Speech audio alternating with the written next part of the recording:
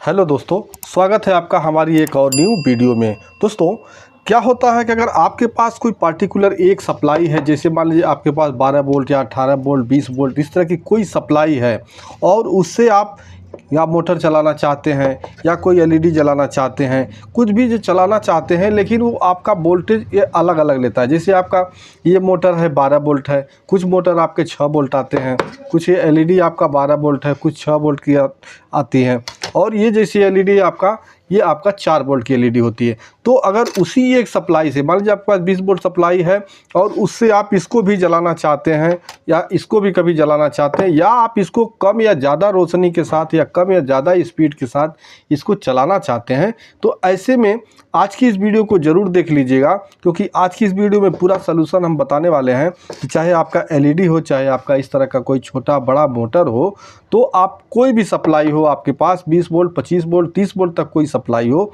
उससे आप अपने 4 वोल्ट से लेके और 12 वोल्ट तक के किसी भी मोटर या एलईडी को आप जला सकते हैं और वो आपका ख़राब भी होने वाला नहीं है। तो दोस्तों, वीडियो लास्ट तक ज़रूर देखिएगा, क्योंकि बीच बीच में अगर आप स्किप कर देते हैं तो पूरा कॉन्सेप्ट आपको समझ में नहीं आता है, जिससे बाद में आप कमेंट करते हैं कि आपने इसे मतलब समझ में नहीं आया। तो आइए देर न करते हुए वीडियो करते हैं स्टार्ट। और स्टार्ट करने से पहले छोटी सी रिक्वेस्ट, भाई वीडियो पसंद आए तो वीडियो को एक लाइक ज़रूर कर दीजिएगा, चैनल पे नए हैं तो प्लीज़ चैनल को सब्सक्राइब भी कर दीजिएगा। दोस्तों, यहाँ पे जैसे आपके पास जैसे मान लीजिए 12 वोल्ट का है, तो मेरे पास कोई 12 वोल्ट का अगर सप्लाई है तो इसको हम डायरेक्ट चला सकते हैं, 12 वोल्ट का एलईडी जला सकते हैं। लेकिन अगर इसको हम कम या ज़्यादा करना चाहें, या इसकी रोशनी कम या ज़्यादा करना चाहें, या ये 4 वोल्ट का हमारा एलईडी है इसको जलाना चाहें, तो इसके लिए हमें क्या है, जिसको मैं साइड कर देता हूँ।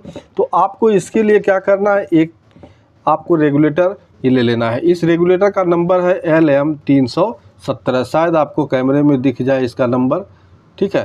तो इसका नंबर है LM317। ये ट्रांजिस्टर आपको, ये रेगुलेटर आईसी है, बल्कि इसको ट्रांजिस्टर का रूप है, ये रेगुलेटर आईसी है, ठीक है। ये आपको ले लेना है। इसके बाद अब आपको एक रजिस्टर ले लेना है। ये आप देख सकते हैं क्वार्टर वाट का ये रजिस्टर है। इस रजिस्टर का जो वैल्यू है 560 ओम, ठीक है। 560 ओम रजिस्टर आपको लेके अब इसको कनेक्शन कुछ ऐसे करना है, जैसे कि यहाँ मेरे पास जो देखिए इस तरह का ये आपका 1 नंबर 2 नंबर 3 नंबर, ठीक है। तो जो आप रजिस्टर लेंगे 560 ओम का, इसमें कोई प्लस माइनस नहीं होता है, इसका कोई दिक्कत नहीं है, ठीक है। तो इसको आपको जोड़ना है 1 नंबर और 2 नंबर पिन पे। तो इसको मैं थोड़ा सा यहाँ से कट कर लेता हूँ और कट करके 1 नंबर और 2 नंबर पे हम इसको जोड़ देंगे।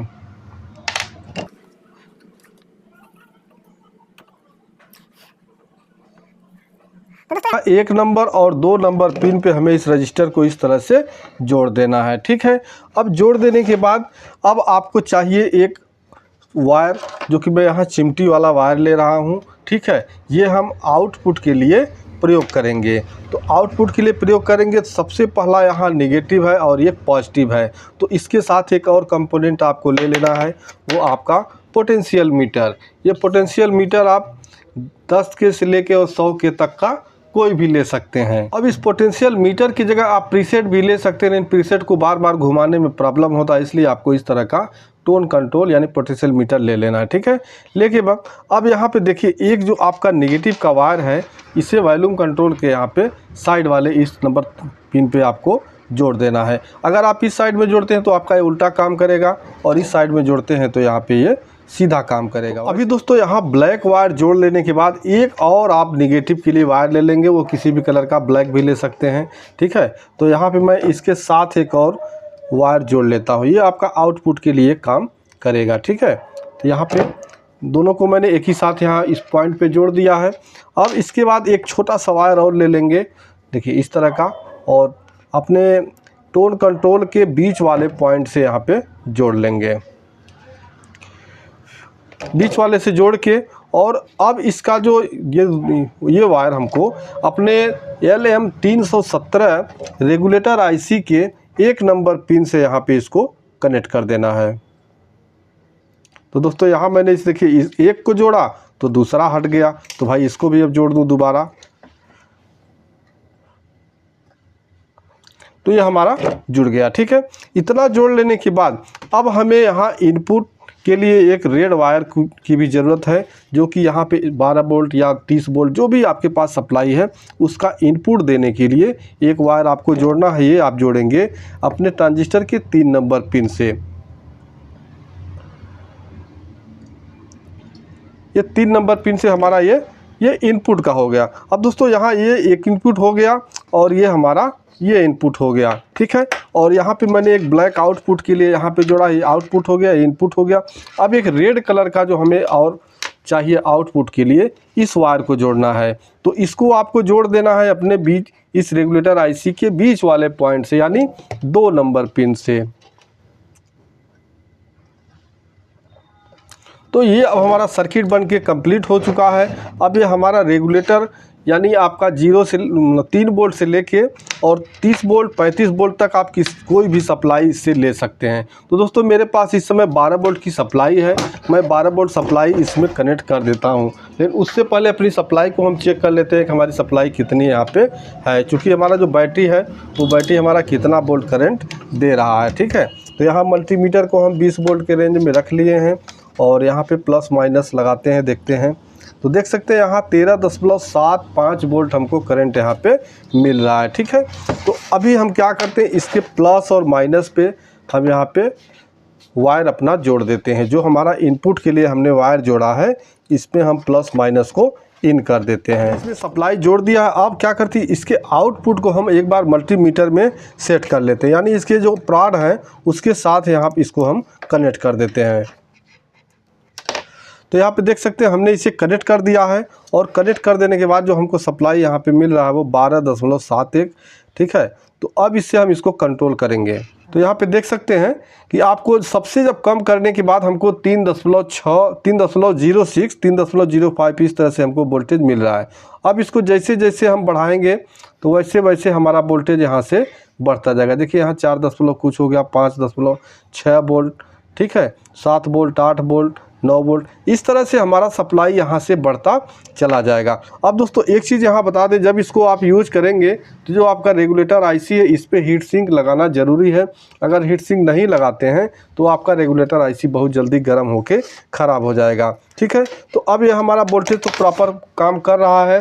तो अब इस पर हम कोई भी अपना एक एलईडी कनेक्ट कर देते हैं।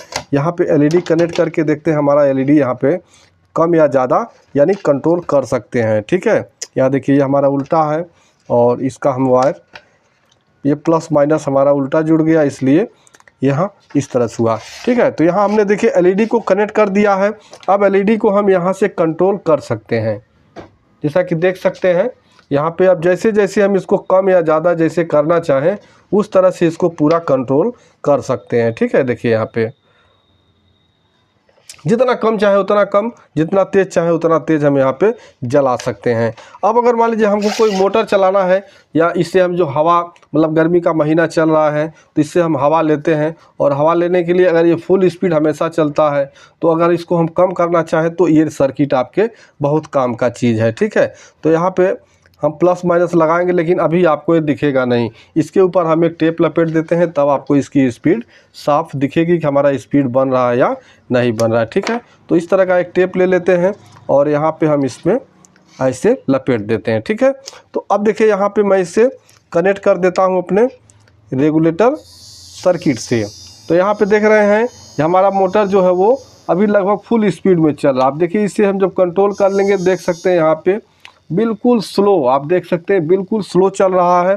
अब इसको हम तेज़ करना चाहेंगे तो देखिए जैसे जैसे तेज़ करेंगे यहाँ पे इसका स्पीड बढ़ता चला जाएगा। अभी ये हमारा फुल स्पीड में मोटर अभी ये चलने लगा, ठीक है। तो यानी इस 12 वोल्ट मोटर को भी हम कंट्रोल कर सकते हैं।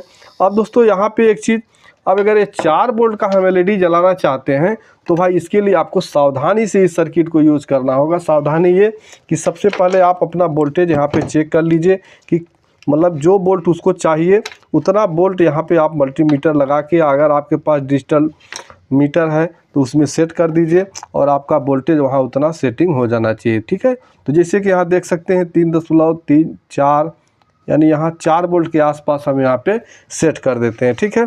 इसके बाद हम अपने इस 4 वोल्ट की एलईडी को हम अपने 12 वोल्ट सप्लाई से जला सकते हैं बड़े आराम से। तो यहाँ पे इसका जो प्लस माइनस का पॉइंट है यहाँ पे दोस्तों देख सकते हैं ये हमारा प्लस हुआ और ये माइनस हुआ।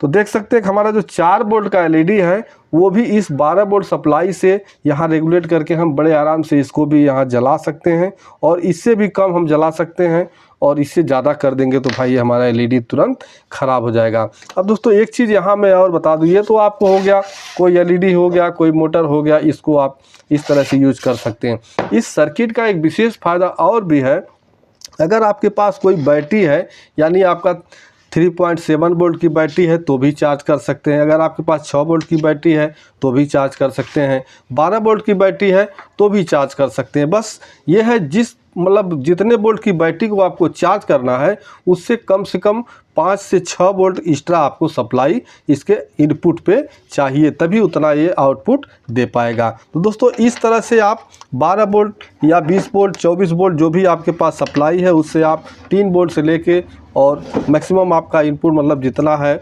35 वोल्ट के अंदर, उतना आप रेगुलेट करके आप अपना कोई भी मोटर वगैरह लाइट वगैरह चला सकते हैं। वीडियो पसंद आया हो तो वीडियो को एक लाइक ज़रूर कर दीजिएगा। मिलते हैं नेक्स्ट वीडियो में, तब तक के लिए नमस्कार।